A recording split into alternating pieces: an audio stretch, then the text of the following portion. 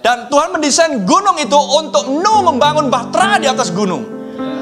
Haleluya. Apakah Anda melihat sebuah misteri ketujuh guru tersingkap di sana? Tuhan berbicara tentang puncak. Puncaknya perbintangan, puncaknya piramida, puncaknya Alkitab yang tertulis. Lalu bagaimana dengan puncak hidupmu sendiri? Oh, mulialah nama Tuhan. Tuhan tunjukkan dalam konstelasi perbintangan. Mungkin Anda berpikir, brother, aku kurang percaya dengan zodiak-zodiak itu. Itu kan kerjaan si peramal-peramal itu. Oh, brother, semua peramal meniru Tuhan. Zodiak adalah perbintangan Allah yang adalah Alkitabnya Dia yang pertama. Ngerti yang saya maksudkan? Lihat Ayub, orang saleh itu. Lihat Ayub, orang saleh, orang benar itu. Nabi bangsa kafir itu. Dia menuliskan kitab Ayub. Tapi sebelum dia menuliskan kitab Ayub, sesuai dengan namanya sendiri, dari mana inspirasi Ayub datang? Karena kitab Ayub adalah kitab yang tertua, bahkan sebelum Abraham ada. Di masa pemerintahan Nimrod, Babel, Kejadian pasal 11, Ayub ditampilkan Tuhan menuliskan kitab berdasarkan pengalaman dia. Dan dia kemudian menuliskan tentang bintang belantik, bintang Kartika, ya, bintang Mazoret dan lain sebagainya. Renungkan semuanya itu. Dari mana inspirasi Ayub datang? Dari bintang. Jadi bintang adalah Alkitab. Amin. Bintang adalah firman. Jadi ketika Anda mendengar zodiak Virgo, zodiak Leo, zodiak Cancer, zodiak Taurus, Aries, Pisces, itulah Tuhan yang menciptakan semuanya. Dan di atas sana, di atas perbintangan sana, masing-masing zodiak punya konstelasi. Dan bintang-bintang yang bertaburan ribuan di sana disebut sebagai tubuh-tubuh celestial. Siapa yang ngasih nama? Para ilmuwan itu yang ngasih nama. Mereka sendiri yang bilang bintang-bintang di angkasa disebut tubuh-tubuh celestial. Tubuh-tubuh sorgawi. Tidakkah Anda melihat teofanimu? Tidakkah Anda mendengar teofanimu? Oh, mulialah nama Tuhan. Dan perbintangan yang di atas sana terkoneksi dengan piramida yang dibangun oleh Henokh. Ada amin? Yes sir.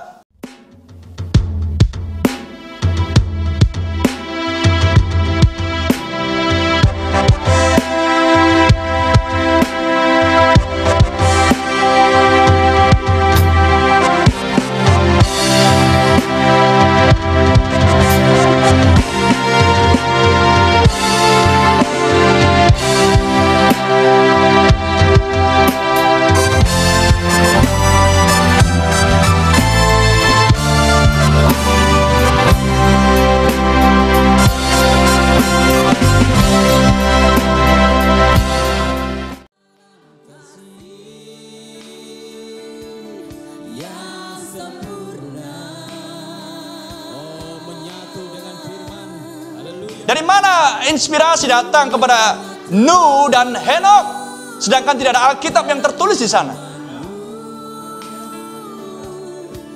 Amin. Tidak ada Alkitab yang tertulis di sana. Nuh pun tidak menuliskan Alkitab. Henokh juga tidak menulis Alkitab.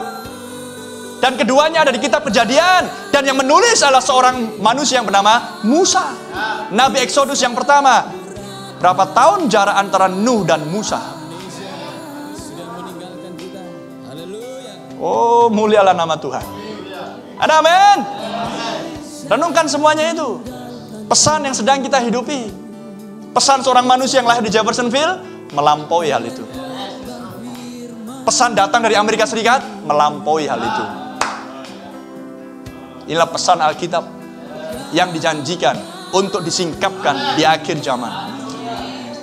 Anda punya pesan, Anda punya Alkitab. Anda harus mengerti dari Alkitab, Anda harus mengkhotbahkan dari Alkitab. Amin.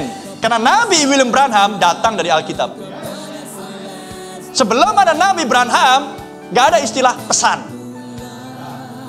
Sesudah Nabi mengkhotbahkan, maka ada istilah pesan. Jadi dari mana Nabi datang, pesan datang. Karena belum ada Nabi, belum ada pesan. Yang ada hanya Alkitab. Ada amin? Berarti semuanya adalah Alkitab itu sendiri yang dibentangkan Tuhan secara slowly, pelan-pelan, berkelanjutan, sampai tiba di akhir zaman. Terpujilah nama Tuhan. Dan di akhir zaman ini juga Nabi kita tidak menuliskan, atau tepatnya menuliskan, tapi mengkhotbahkannya terlebih dahulu akan silsilah Yesus. Paham? Ya, ketika silsilah Yesus, silsilah Adam di Kejadian 5, silsilah di Tawari, silsilah di kitab Matius, silsilah di kitab Lukas 3. Paham? Itulah yang terakhir. Setelah Lukas 3 tidak ada lagi penulisan tentang silsilah. Haleluya. Tapi Tuhan bangkitkan nabi di akhir zaman, memberitahukan kepada Anda tentang silsilah. Dari Paulus, Irenaeus, Martin, Columba, Martin Luther, Wesley, Branham. Itulah silsilah Anda. Itulah tarombomu. Bisa nangkap? Sehingga Anda tahu dari mana Anda berasal. Amin. Dan Anda tahu asalnya, dari asal Anda dari mana berasal. Oh, mulialah nama Tuhan. Dan Anda akan tahu kemana Anda akan pergi. Itulah sebabnya terang yang pertama dimunculkan, yaitu adalah 7 zaman gereja. 7 zaman gereja menjadi pondasi. 7 zaman gereja menjadi benih. Itulah sebabnya saya katakan, pelajari 7 zaman gereja dengan seksama. Anda nggak mengerti hanya sebagian, hanya 1 lembar, 2 lembar setengah buku Anda baca, kemudian Anda mendengar khotbah saya, Anda nggak akan ngerti apa-apa. Anda bukan seorang yang menjiplak. Anda harus mengerti betul. Karena dari 7 zaman gereja muncullah meterai, sangkakala, cawan-cawan. Dari mana jalannya? 7 zaman gereja. Haleluya.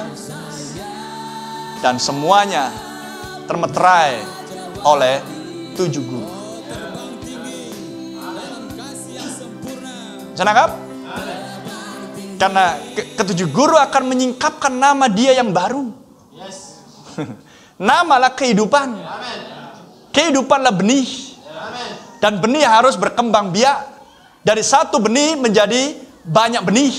Menjadi menghasilkan banyak buah.